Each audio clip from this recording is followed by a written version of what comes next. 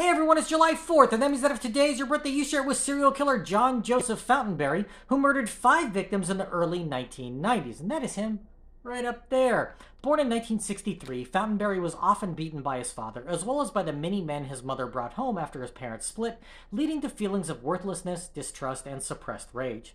His mother suffered from severe depression, and he started drinking heavily as a high schooler, perhaps as a signal that he also had similar issues. They moved frequently throughout his childhood, and as a teen, he first found trouble with the law when he stole a car in Atlanta. He suffered brain injuries both as a child and later when he was in the Navy, which may have been a factor in his lack of impulse control. His mother died when he was just 22, after which he tried to reconnect with his biological father.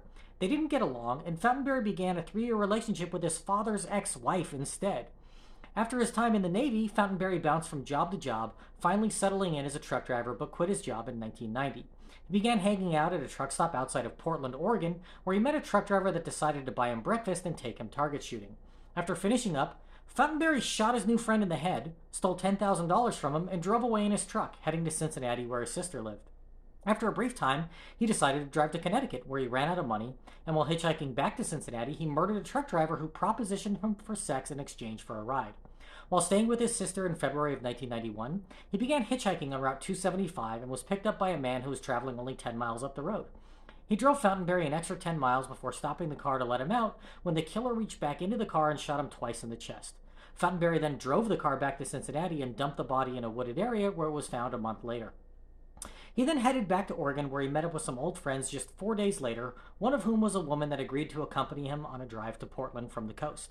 On the drive, he stopped the car in a secluded part of the woods, shot her 3 times in the back of the head, and stole her bank card. A few days later, he stole money from her bank account and headed up to Alaska. In March of 1991, Fautenberry met a man at a bar and accompanied him back to his house. While there, Fautenberry beat the man, handcuffed him, and stabbed him 17 times.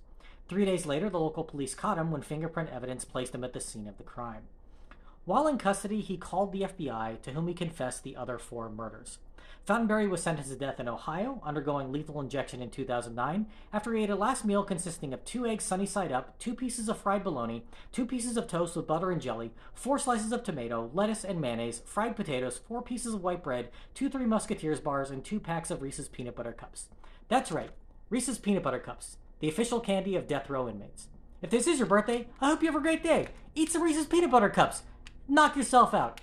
Leave me a comment so I can wish you a happy birthday. If you know somebody whose birthday it is today, send them this video so I can find out all about their birthday twin. And to John Joseph Fautenberry, I say, happy birthday, you bastard.